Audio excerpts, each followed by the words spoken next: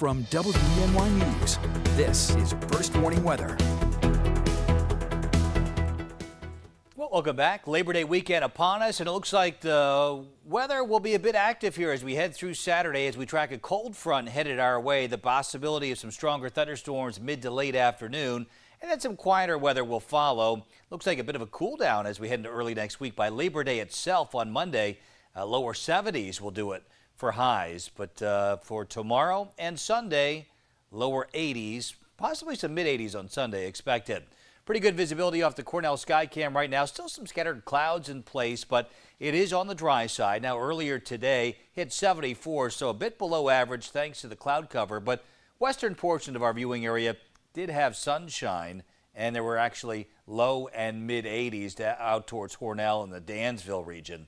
Started the day off at 67 today, so it definitely was a mild start, and we're expecting mild conditions to persist overnight tonight. We're still 71 at this hour in Elmira, 69 in Corning, also upper 60s in Canisteo and Bath, Tioga and Mansfield, 68 degrees. So the cold front that will be passing through tomorrow is currently coming through areas of southern Canada and then back through, say, Toledo, Ohio, and points to the south and west towards Indianapolis. This front will ease its way through tomorrow afternoon, and that will result in some of those scattered thunderstorms. Gusty winds the main threat, but there also could be some pockets of heavy rain as well, up to an inch, inch and a half of rain in an hour's time in some instances, and that could result in some poor drainage, flooding issues. So let's time it out with Future Track right now, and first thing tomorrow morning, nothing more than a spotty shower. Look what happens, though, as we head into the early afternoon hours. Tracking a couple clusters of showers and thunderstorms coming through, and then the actual cold front closer to 5 o'clock in the evening. Another round of showers and thunderstorms with some heavier downpours. That will work its way eastbound prior to sunset. Looks like some quieter weather moving in for the overnight period tomorrow night.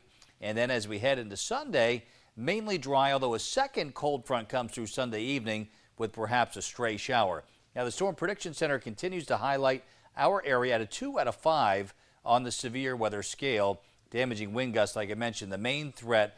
The latest guidance in terms of rainfall totals, generally less than an inch. So that's good news. But again, a lot of this may fall in just a short amount of time with some of those downpours with the thunderstorms. So that's another risk that we'll have to contend with.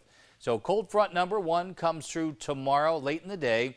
We're in between fronts here tomorrow night and for most of Sunday, but the second cold front will come through Sunday evening with, again, perhaps a stray shower. And beyond that, big area of high pressure sets up with an extended dry stretch for much of next week. But again, dodging some thunderstorms tomorrow, a late day shower on Sunday, and dry for Labor Day, but Labor Day only 73 for a high. Today we forecast 75. We hit 74 for the official high temperature. Tonight, we hold in the 60s for lows with mostly cloudy skies. Tomorrow, afternoon thunderstorms, 83, our 5-degree guarantee. More warm temperatures on Sunday with a late day shower. And then it looks like a nice stretch of weather, Nick, as we go through much of next week. Plenty of sunshine and temperatures in the 70s. We'll even get down to the mid-40s Monday night and Tuesday night. Wow. So the unofficial end of summer, and it's going to feel kind of fall-like by early next week. It definitely will. Thanks, Joe. All right, let's take a look at tonight's weather trivia question. We're talking hurricanes here. What was the costliest hurricane to ever strike the United States? You know, when you asked the question, I wanted to say Hurricane Andrew, but that was up to that point. Yes, and I'm going to you just changed my answer then. Oh, okay. I'm going to go with Sandy. That's a good guess, but it was actually Katrina, 2005. Believe it or not, $200 billion worth of damage. And second place was Ian with $118 billion, Sandy at $88 billion, and Agnes, we say only $22 billion. So that just puts things in perspective, how devastating Agnes was. $22 billion in today's dollars. Today's dollars. Okay.